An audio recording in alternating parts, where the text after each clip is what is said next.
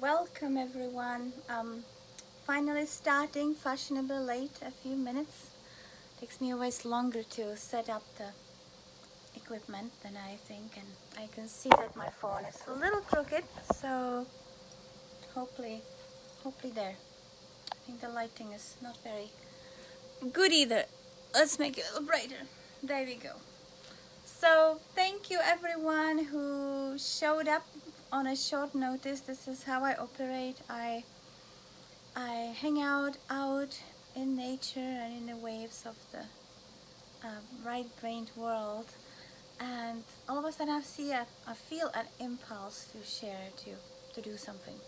So the impulse came today, and here I am. And I have no idea what's going to happen. It's just as exciting as for you who are watching this, because I have no idea what I'm going to do tonight. Whatever I do just comes from the guidance. There's no preparation. It's just all happens in a moment. So I'm excited, and I'm happy to share. So let's begin with a little tantric tune-up. Tuning into the tantric divine current. So I invite you to close your eyes, take a deep breath, and as you exhale, just allow the breath to go down into the earth, feeling the connection with the earth, feeling the pelvis becoming heavy and loose. If you like, you can visualize a powerful taproot, energetic taproot coming, extending down from your tailbone, tapping into the womb of Mama Earth, the source of nourishment, the source of grounding, the source of aliveness. And through that root, draw that aliveness into your being. And my body always does the tantric way. I'm slightly contracting the pelvic muscles as I'm drawing the life force. If that's a new thing for you, do not worry about it. We'll do it later.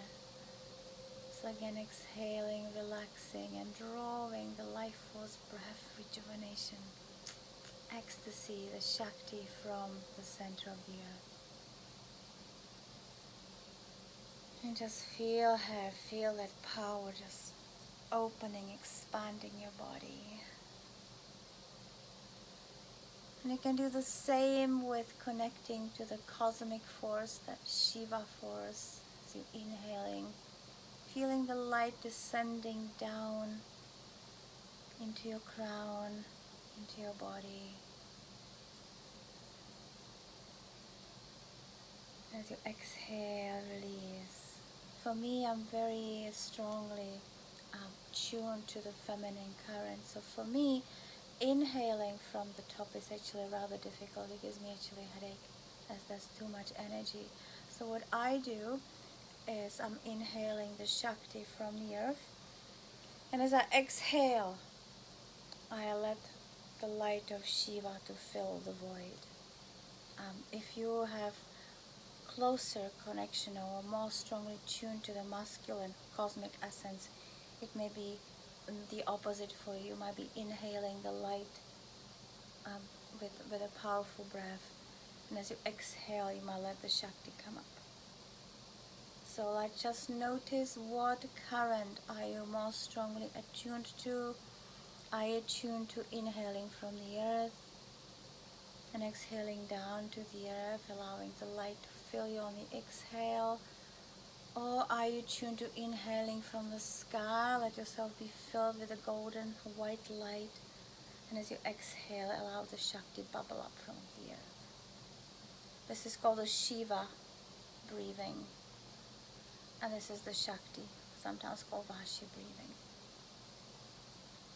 And either is fine, whether you're a man or woman. You can experience both ways actually. So coming back to our connection, just no matter which way you're breathing, just stay with your eyes closed for just a moment And notice what's present in your body. Notice what's present energetically, what's present emotionally, what's present physically, mentally. And just whatever it is, just breathe into it. Allow it to expand.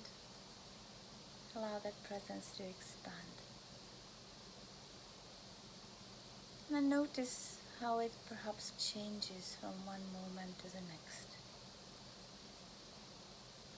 And with your next exhalation, open your eyes and let's connect.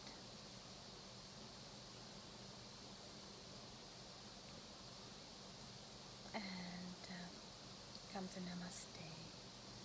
I'm having some notes to bring you on camera, and I have no idea how to do that. So if there's a way to actually go two ways to see you from the other side, let me know. Send me a little note, send me a little text.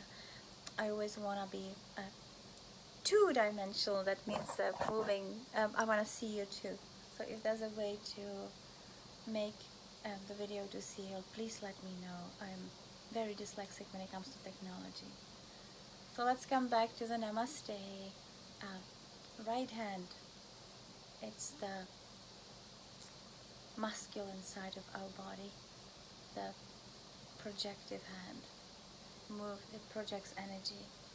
It's the hand we use for healing, for doing things. Most of us are right-brained, right-handed. Left hand, the receptive, the receiving hand, the one with a cool energy. This one is warmer. And we bring them together. And let's go really, actually, let's do it differently. Let's do the Namaste in a way of the sacred moment. So we're gonna expand the arms, expand, and oh, okay, someone wants to be my video, to be my broadcast, and I can add you. So thank you, Dayani, for helping. Oh, wonderful. And I'm just going to ask you if you can mute yourself, so there's no more sound.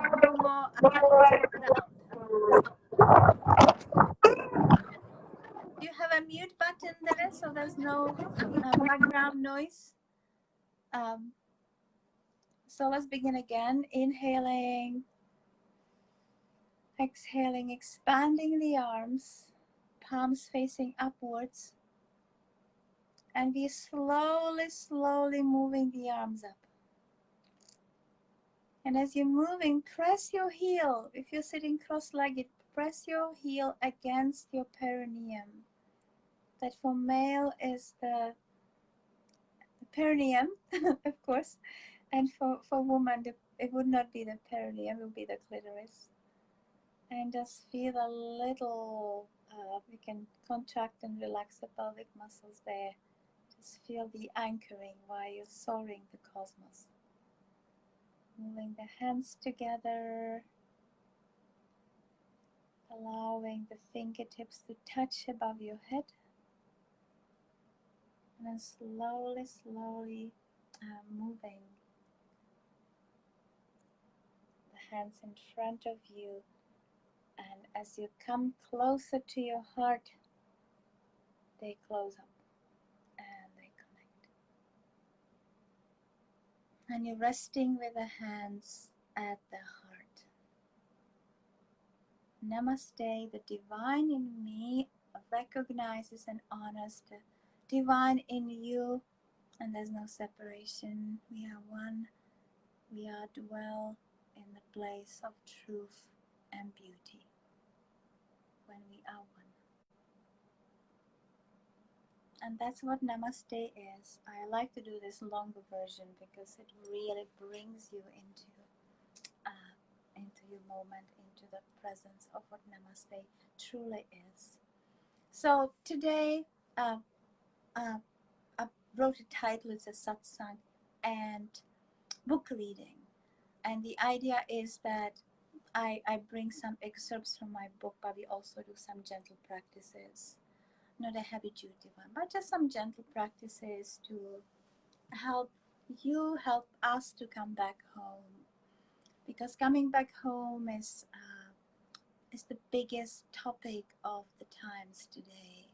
We are at times when it's called a confluence, a fancy word for it, when two yugas, two ages are literally crashing together. We are coming to the end of one yuga, one cycle of evolution, and we are coming into another one. So it's like the forces of light and dark are mixing and merging together, creating this stormy weather, literally. And I live in a Bay Area where we get the famous San Francisco fog, and it can be a beautiful sunny day. And when the fog comes, um, it can be like half sky of this beautiful blue, and then the fog comes, and horrible turmoil comes, horrible wind and cold, and it's absolutely crazy. So I see that this is actually happening in the world. We are at the time where one cycle of the evolution is coming to an end and the other one is arriving, but we have not settled in a new just rate. So there's this big whirlwind of energy that is to wake us up and sweep all the darkness and sweep all that which is not true, which is not love. And and all that we can do is to hanging in there and coming back to ourselves, coming back to our home, coming back to the heart, and know that we are a beautiful, magical, eternal beings. And when we stay in the heart, when we stay in a place of truth, we will be moved into action at times where we need to be. We don't have to figure out what to do. I myself spend a lot of time in nature, just tuning into the divine current and being with the beauty of perfect harmony, because I know that's my home, that's who I am. And then I might be taken by the wave. Literally, I swim a lot in the bay and in the ocean. Then the wave just tells me, hey, it's time to do something. It's time to share with the world. And that's happening right now. I'm sharing with you in a small way. So there's been a lot of talk about ascension, kind of a fancy word that you might be hearing over and over. And I see it as a simple, rather simple. Uh, I don't want to make it a little less or anything, but it can be simplified in a way of what's happening in your body. The ascension is a jump from a walk. Or I would like to say the jump from living in the third chakra, the ego, into heart. So it's about 6 inches. We need to ascend about 6 inches to bring our self-awareness from the ego, from the third chakra, which is all about me, separate from others, to the heart, which is about we, about sharing, about loving, about giving, about knowing that we are all connected. And should we continue as species on the planet, we need to get along. We need to think as we. And that's what ascension is. And it sounds really simple, but it's really big, because the moment you start living from your heart, everything transforms in you. As it's a huge transformation in the brain, there's a transformation in your energy field, in your DNA. Um, a lot of wonderful things happen. So that's what happens here, and I think it's happening to all of us. We are I just heard this amazing thing that we are, as a planet, moving, or the whole solar system, we are flying through this big cosmic fluff, the big fluff of light in the cosmos that actually sends powerful waves of light onto the earth, onto the planet. And the heliosphere, the protection around the sun, is actually protecting us from not burning by that light, but just being illuminated. So we are actually receiving all that beautiful light, and and sometimes we can really welcome it and feel that beauty, and other times it's uncomfortable because it's really illuminating. That light that is coming is illuminating our darkness. So in the past, in Tantra, we had to bring all the practices of going into the darkness, but it's getting easier and easier because the universe is just doing that for us. We are being exposed, and all the darkness is being exposed, and all we need to do is just allow the consciousness move in there and be present. So I just want to bring the one of the most profound keystone in Tantra, which is the witness consciousness, which is that which allows you to resolve or transform even the greatest darkness without getting absorbed into the drama. So this is just a simple way. There are deeper ways of moving into that. I'm going to talk about this a little later. So you can just lick the finger and make a little wet dot on a third eye, and that will just give you a little sensation. And close your eyes and take a deep breath, exhale, and just allow yourself to become still, and allow the breath to enter and leave through that dot, that moistened dot in the third eye.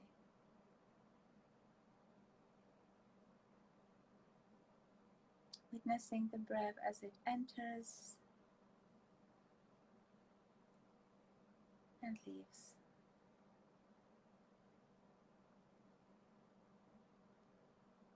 Inhaling, draw the breath in. You can give it a color if you like. You can give it a silver or white color. And exhale. Coming in and out of the third eye.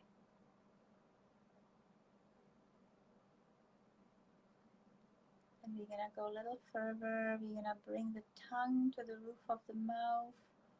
And as you inhale, allow the breath to be anchored at the base of the skull. So moving through what's called the psychic bridge from the third eye to the base of the skull. And out.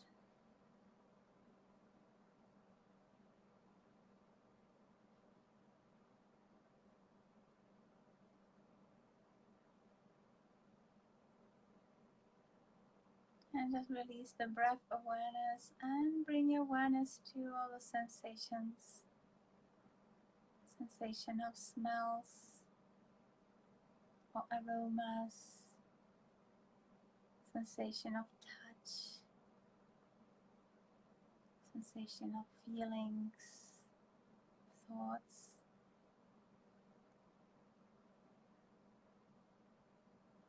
And then open your eyes and stay with the sensation of your body responding to a picture, pictures.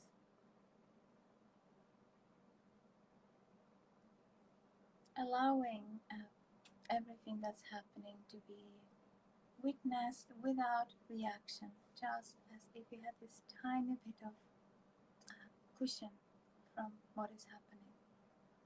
The tantric way is to be subjective and objective at the same time. So we are feeling, we are experiencing, but also we are witnessing without reaction. And it's easier to do it in a practice like this, but in life it's a much more interesting game, and you get situations you can get triggered into responding out of proportion emotionally. So I keep you remaining in a witness state, and actually let's bring one more step here. Maybe not, we do it after I read a book for you, so you can stay here now. And I'm bringing my book, My Sacred Journey Through Messy Life, which I've actually published about a year ago, and I haven't done anything about it in terms of promotion because I don't do those things. Just it's too left brain, too organized, and too much effort, and I'm I'm I'm not there. So this is my meager way of promoting my book. That actually anyone knows about it, and even that I have a little reservation about. So I thought I'm just gonna read you. Um, I'm not trying to teach you anything. I'm just gonna share some of my writings because the impulse to write this book was totally from the source, from the guidance, and I'm writing about some very deeply intimate ways, and that meant to be shared with the world. So I guess the way of uh, being in the world truly comes from being absolutely transparent, even especially in those places you want to hide. So I just opened my book, and it opened on page of 100, and this is called the dark feminine. And if you women goddesses hearing this, you will probably resonate with what I'm going to say. And for you guys, it is Shiva's the divine masculine. It is a little peek about what happens to a woman when she's on her cycle, because it's a mysterious way that man can only see from the outside, and there's a lot going on inside a woman. So this chapter is called the dark feminine, on page 100. My moontime bleeding is always a rather dramatic event. In the week preceding my womb death, life support starts shutting down. Clients disappear, workshop attendees won't confirm their attendance, my email gets locked out and I lose contact with the world. My cell phone dies and my charger gets lost. In the meantime, I receive a bunch of big bills in the mail, my car breaks down, my ex-husband, my kid's father becomes annoying, and my husband does not tell me I'm beautiful, so I don't feel beautiful. Won't make love to me when I want him to, will go away when I need him, I will hang around when I want him to go away, and just can't get anything right. My kids will be asking me to either take them skiing or to an exclusive mountain resort or snorkeling on an exotic island while I count the pennies in my purse. My body puts on extra pounds and an extra 10 years of age, which only adds to the not beautiful, not desired effect and makes everything only worse. Okay, it's time to surrender. In the past, I would bleed with a new moon, the depth of my wound coinciding with the depth of the moon, which was well synchronized. However, at this present time, I bleed on a full moon, which I don't feel excited about because I don't get fully to savor the moonlight high, though I do feel more energetic. Also, it makes two dark dips in a month instead of one, and my ovulation normally at high, wildly blissful time when I want to make love to every man crossing my path is less pronounced. Remembering that our bodies belong to Mother Nature and Mother Nature performs her wisdom appeases me. I trust in what she does and surrender. When drops of dark blood are starting to appear, I know that I have only 2 to 3 days before my full-on flow. At that point, I know that it's pointless to undertake any new ventures or adventures or even try to make any money. The energy is of death and dissolution, and it is best to just surrender and get ready for it. Or, as it is said in a popular TV show, resistance is futile. I start nesting, cleaning my home and getting rid of junk that had been ignored far too long, getting very prickly about anyone stepping over my boundaries, making chocolate in a melting of the ingredients and stirring them in a crock pot while inhaling the delicious chocolatey aroma is good enough even without tasting it. Doing my creative art project without focusing on the outcome and spending ample time in nature. I slow down to listen to the intuitive spirit messages while softening more and more into a state of quiet receptivity that brings a sense of peace, joy, beauty, and inspiration.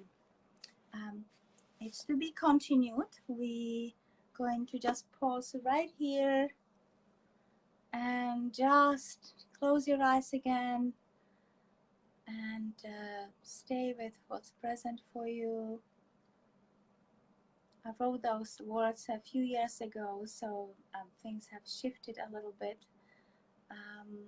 It's always a new thing, but as a woman, you might resonate with some of the energetic of the situation. And in some ways, this is where we are, interestingly, as a world. We are right at the end of the cycle. We are at the end of the cycle and having the little drips of the new cycle coming in. So what am I reading here can be actually taken as collective moon time, shedding the old and arriving to the new. So there's it's beyond the physiologically physiology of whatever we call it in the body. It's as an energetic place. So I'd like to bring you back to your own practice now. So we started with the witness mode. So let's go back to that third eye.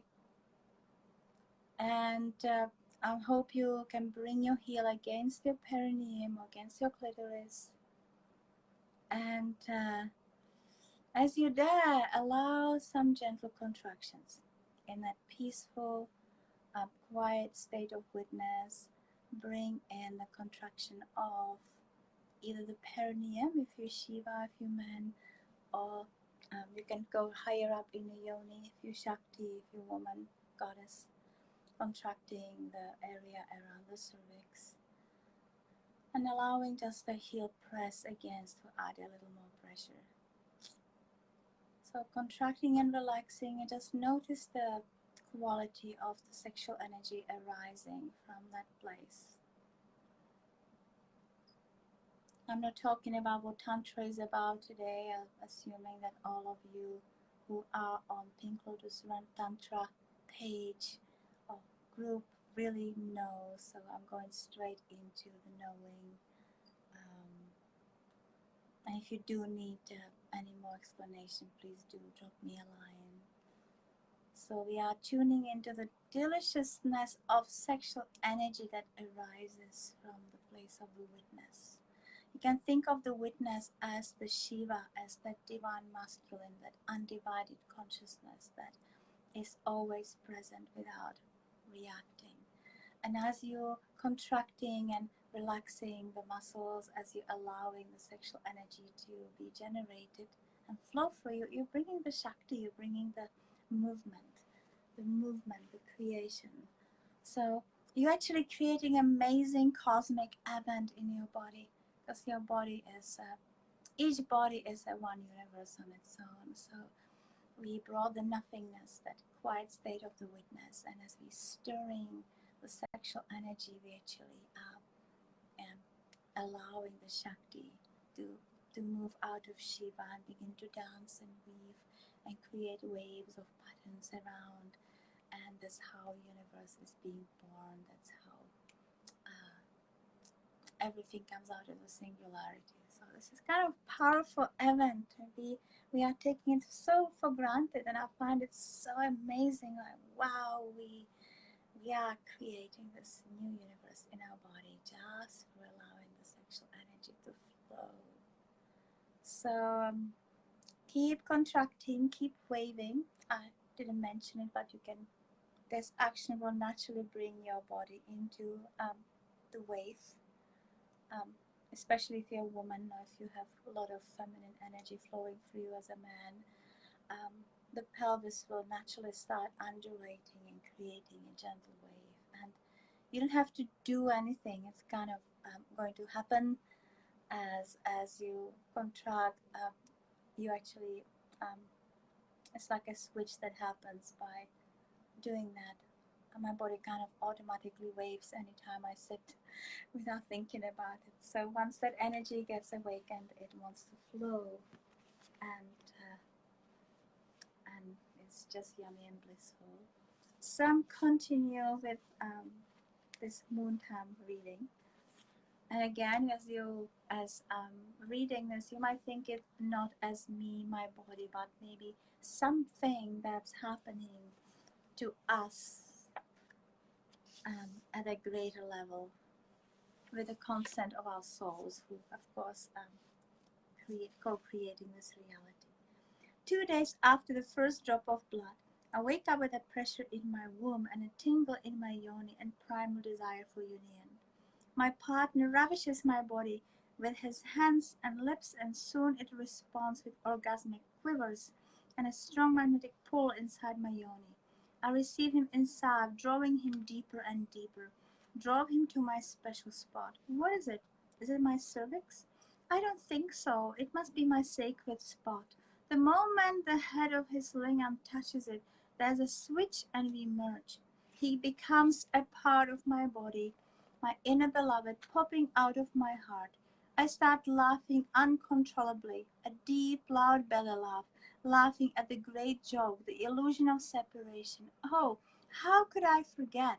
My body expands into light, my womb into the womb of the Divine Mother, snuggled in each other's arms, foreheads touching, we drift into the astral world, the home of the individual soul, often forgotten during daily tasks and found again. I feel my blood beginning to flow. Mosquito.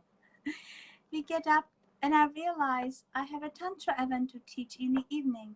My email has been inaccessible for the last days, and my computer is jammed with malware, and the power cord falls out and everything goes black.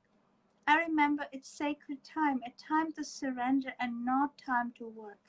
Kali does not want to do anything with technology, and so she breaks it up. Such a power of her energy. I am wide open, my yoni, my crown, my shields. Event cancelled. Only nature can provide safe sanctuary. We pack and go to the beach. It's clear, sunny, but cold and windy day. The waves are laced with droplets of water being blown into the wind, while the wind-blown sand dances in long, wavy, surreal-looking strips. The sea sponge inside my yoni makes me intimately connected with the great wild ocean. I feel her passionate force within me. We walk alongside cliffs where the water emerges from rocky cracks, running over the crusty earth, creating multiplied nectar-filled yonis. One glimpse at those brings me back into the astral. I lay down on the warm sand, womb to womb, letting the mother soothe the pain of my contractions. It feels so comforting and mystical that I immediately merge with her. I become the earth, the soothing, nurturing, still darkness. After a short rest we continue walking. My body feels sacred, I feel sacred. I see myself in the moist yoni rocks, in the flowers, in the ocean, in the wind-blown sand. It is almost full moon gracing the sky. Just one look and there's an instant recognition, bringing tears to my eyes. I lovingly look at my beloved. I'm in love. He has a peace Kali in me, and she has not chopped his head off. Not yet. We walk over to Sculpture Beach, an enchanted area with intense rock formation. My bare feet get reflexology treatment, stepping over spiky areas. I keep stopping, pressing my womb against the smooth areas, receiving their soothing, sun-incubated heat. Thanking Mother Earth for my body, for holding me. We come to discover some caves. I pause in one to take out my sea sponge and drink my blood. I feel an instant jolt of energy, but I keep squatting, bleeding into the moist sand. It feels primal and so natural. I am one with earth. A thought comes to me that women bleed back into earth. She will uh, get enough nourishment and may will not need to shed blood in wars. It's a really long chapter, so let's pause here again. just reflect on what has been read. It's acknowledge I'm not as the best at reading, like some professional readers, or some people have this beautiful, amazing reading voices. I'm kind of stumbling over my own words. Sometimes shocked at what I wrote, but yes. So as I reflect to what I wrote, I can reflect on what's happening right now. Yes, we are in a time of surrender. Um, when you feel you don't know what to do, maybe this is the time for you to just rest in stillness. Just time to just stay in a mystery and let she take you where you need to be taken. For many of us, it is that hanging in, that being in that place of just opening, accessing our pure beingness, accessing the current. Sometimes there's a stillness, and there's been many, many, many long years of instant, continuous activity on the earth, and so much doing that many of us lost connection with the beingness. So I perceive there's it's an opening right now to be and to surrender with that collective womb death, allowing the old to be shed, the patterns that no longer serving us to be released and transformed, and underneath which is the light, the bliss, the beauty, that heart that is always full of love, that way of being in love. And even though I know it's sometimes hard to apply on the craziness, what's happening, that is the truth. That's what's happening. We are being broken apart, broken. So like the Humpty Dumpty, all the king's horses and all the king's men couldn't put Humpty Dumpty together again. So like the ego is the Humpty Dumpty, and the true being is coming. So let's just move one step closer. We have the witness, we have the contractions of the yoni or the perineum, and let's now build onto that and start breathing up, inhaling from the pelvis to the heart, and exhale. Allow the heart to just expand. And again, as you're inhaling, drawing from that delicious place in the pelvis, and exhale. If you're a woman, there's a chance this energy is flowing to the heart automatically. Sometimes when we have blockages, the energy doesn't flow, and we need to help. We need some help moving it up. Sometimes we need a big help moving it up, but it's wonderful if you can move the energy up and move it through the heart, and just feeling that opening. And I'm going to read a little more. So we have a picnic. I take a nap in the sand while the kids explore crabs, shells, and other ocean creatures. We play, outlining each other's shadows, exploring more caves, having fun. On the way back, Tiki impulsively jumped in a big hole. He had been forewarned it was dangerous, and Leela has a momentous attitude issue. At this point, I know things won't get any better. I am done with kids, at least for now, and walk the rest of the way alone. The sharp, cutting wind makes it hard to walk, and I am grateful for my sunglasses as the blowing sand like million needles pricks my skin. The ocean is too raging. Dark thoughts about dying in a windstorm enter my mind. My womb pulses in painful contractions, shedding the old for the new to come. As above, so below. As I look at the moon, for rescue and feel relieved. It's okay. I'm dying, that's all. I'm tripping, spinning higher and higher in an altered state, my heart and womb wide open, emotions dancing wild, crying, laughing, one moment from pain, the next one from love.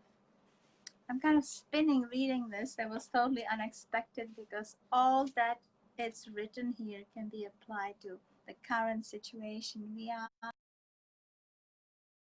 Wind to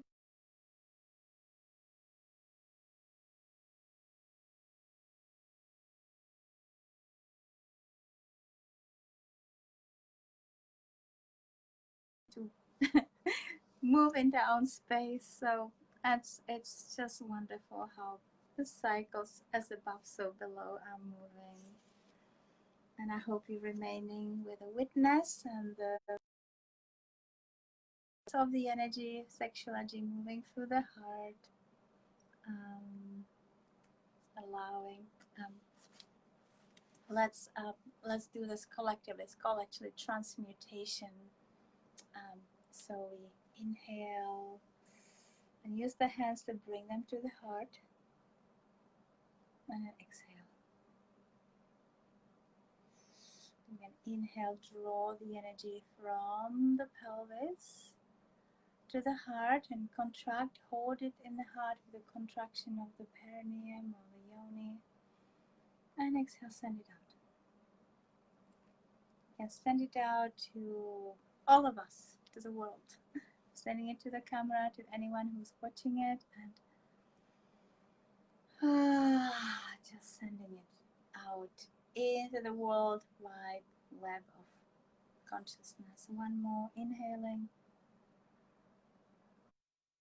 exhale. Okay, and you can just feel the space you've created inside you while I continue reading. The evening goes quite smoothly. The kids stop grumping about the meanest, most horrible mom who does not want to give them a movie night, made a romantic dinner, and went to bed early, tired from the outing. I watched the candlelit bath water turning sheer pink and then red, and spent the rest of the night sitting by the fire, painting whilst having my back massaged, leaving a bloody stain on the rug I was sitting on. Western women are conditioned to hide their periods with super-absorbent and possibly toxic tampons, pills, and pain medication, and act as everything is normal, while nothing is normal. Periods are messy, and that is mentally, emotionally, physically, and all over. When I bleed, everyone knows. My husband knows, my kids know, my friends know. I stop communicating with them, and every man who dares to cross my path and does not act humble will know better for the rest of his life.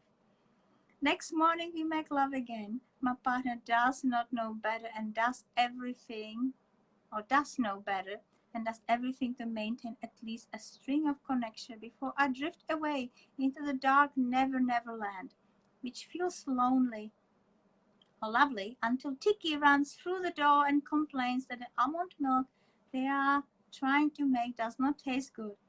We get up and realize it's late and stress about having missed the morning sun. The house is a mess. The kitchen is laid out with possibly all the dishes and utensils we have, in the midst of which is a plugged-in waffle maker stained with dough that's dribbled over the counters and drips onto the floor. Mixing with the bird seed and cat food, the waffles smell good though. The living room couch and floor are covered with books, colored papers, paper clippings, glue bottles, pencils, markers, rocks, beads, shells, lanyard string, yarn, cotton wool, and God knows what, in the midst of which Leela is sitting by an easel with a paintbrush trying to imitate me. Wow, minus the mess, her art is actually really good. And a cat walking with the paint on his tail. One look at the computer and the phone messages indicate, and I start shaking with disgust, feeling the pressure building inside. I walk out naked onto the deck, do some stretches, and let the sun kiss my skin and dry my dripping lemongrass conditioner smelling hair. then quickly eat, grab some dark chocolate and my iPod, the only piece of technology I can tolerate at this time, and run out, walk into the ridge, remembering to breathe.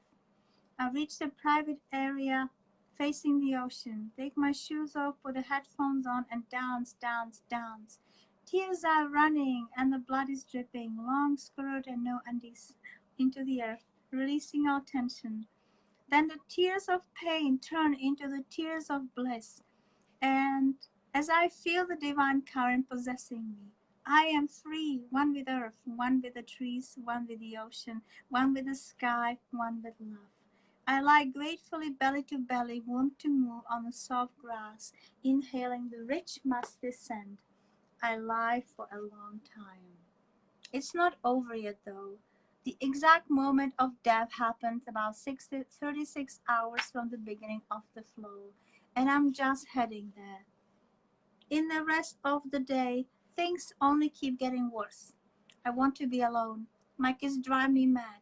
Akama drives me mad, and I scream and cry and rage and pull out my invisible scimitar to chop his head off. I do my Kali dance until I'm finally on my own again. My headache, caused by having my crown and third eye wide open to receive higher wisdom but not paying attention to it, finally eases, and a flow of crystal clear cosmic awareness soothes my being and my body. I feel softening and expanding. As I slow down and listen, I receive much inspiration and guidance. Part of it is to be working with birthing women and pregnant couples. I promise I gave myself and God a long time ago. I'm grateful for being reminded. The time will come, I trust. So again, let's take a moment of break, integrating. And again, I'm feeling, hope you can feel it too. There's just so much mirroring of what's happening right now collectively. The mess, there's a mess everywhere, chaos everywhere. Um, Things that are supposed to work, they're not working, and other things happening. And the only thing we might need to do is just to run away from, not running away um, as a way of giving up, and just coming to our own space, leaving the craziness behind and knowing the truth, um, knowing the truth which lies within. Um, One of my teachers used to say, remain in the truth of your dwelling while your house is on fire. So while there's a chaos and craziness everywhere and mess everywhere, we run to our true home, in a place of bliss, a place of stillness, a place of peace, harmony. So I'm going to complete the chapter, and then we're going to complete in a bigger way. Many intense fall apart time things happen that evening, breaking me mentally and emotionally. I remind myself to stay within and not to give in to the external demons. I remember to breathe, to remain conscious in surrender, surrendered to the death of my womb, to myself. My carefully constructed personality is shredded into million bloody pieces, and all that is left is pure nothing. That empty nothing is filled with love, deep, dark love.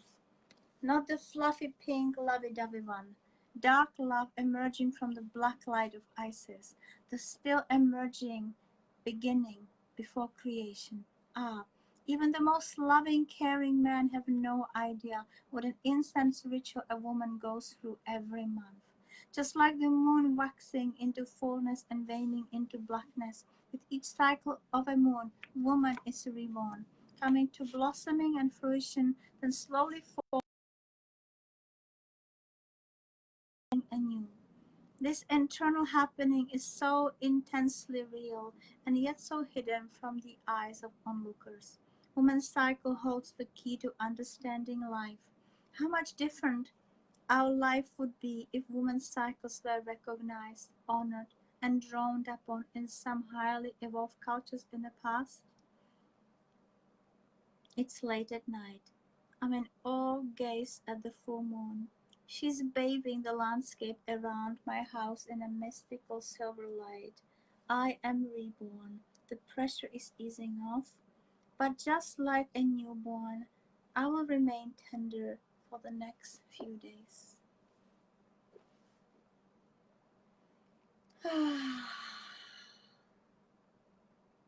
So yes, we are in the cycle within the cycle. We are coming apart, shedding blood and tears, and becoming reborn. And I, as I've written, I still think that the moment women's cycles become treasured by men will be a point of transformation for the planet. Because as a humanity, while we're living in a form in this body, we live the feminine way. We live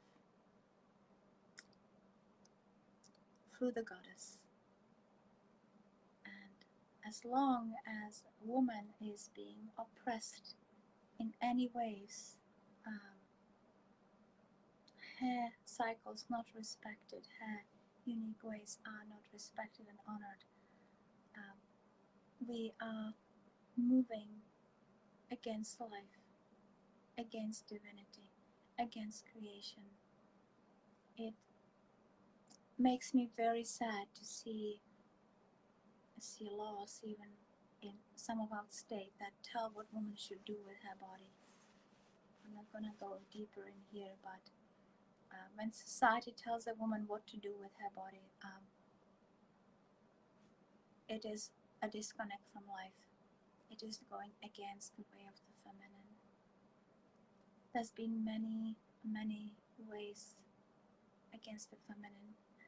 My biggest thorn in the eye is the weather manipulation, manipulating rain, the water.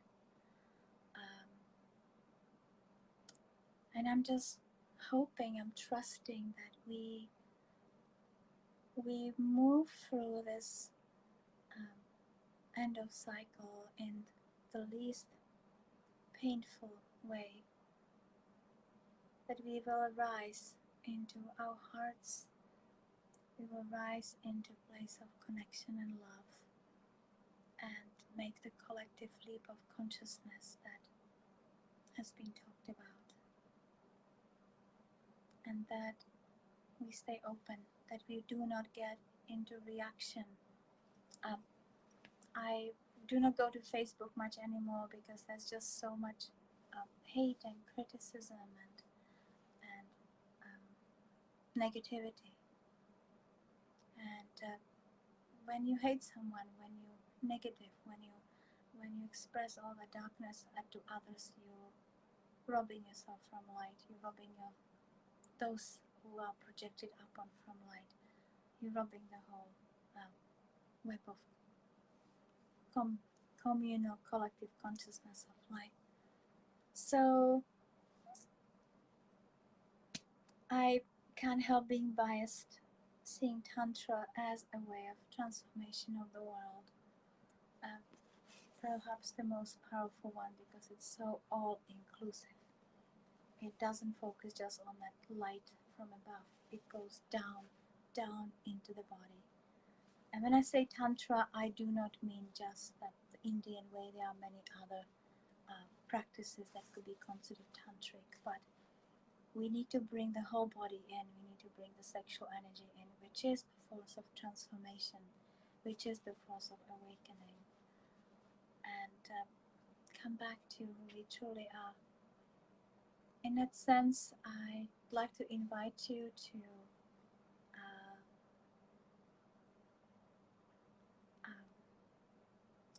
initiate your own ascension into awakening.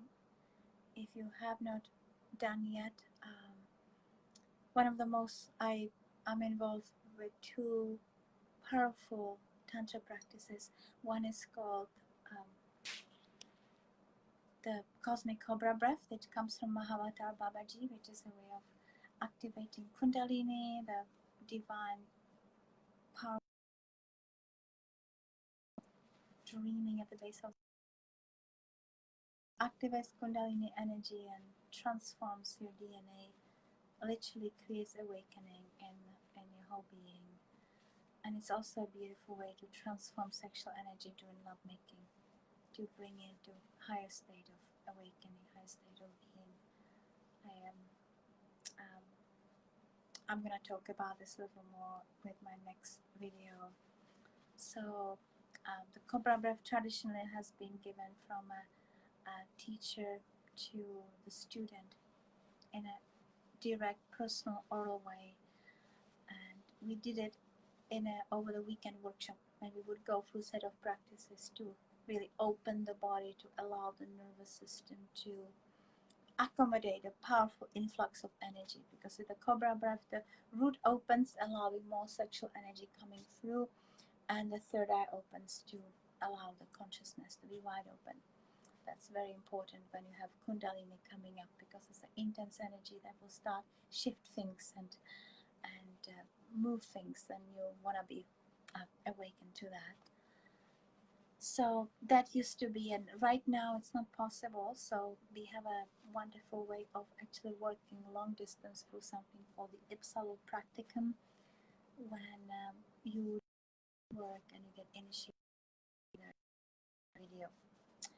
And the other set of practices called the Sacred Flow, which is another way of awakening into your beingness, into that which you are beyond this body.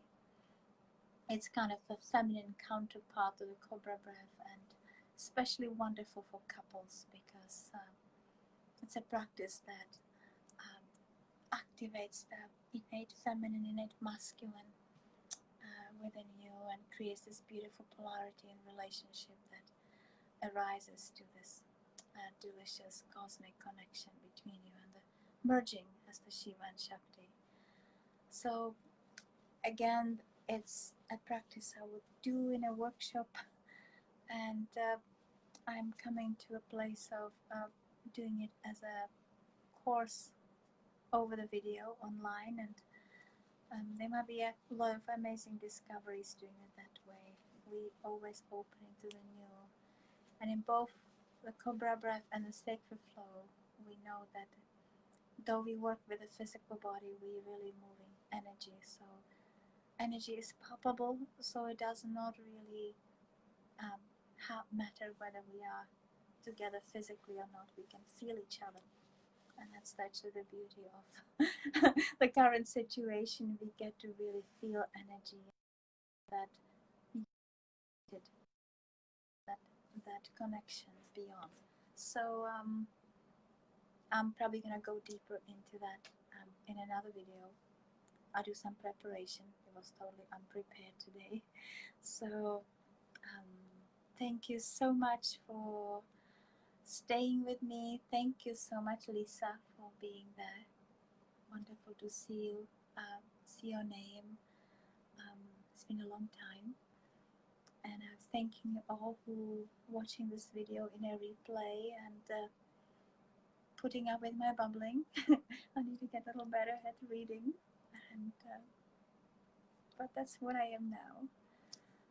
And I hope that you will be inspired to perhaps do some tantric work, whether you're with me or with someone else. I'll be thrilled to work with you, both with the Cobra Breath or in the Sacred Flow. And if you're interested in more of the book, it's called My Sacred Journey Through a Messy Life, Tantra as you may not know it. It's on my website. When you go to pinklotus with 2s's.com, you can just click on a picture of the book and get it from there. It's also on Amazon, so it's widely accessible.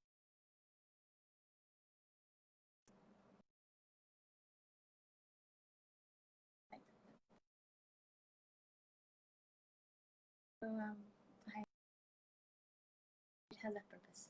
So thank you so much for um, being with me tonight. Have a beautiful evening, and let's just hang in there, hanging the crazy, wild swirl of transformation, knowing that there is a home of beauty, of love, of harmony. I love you all. Namaste.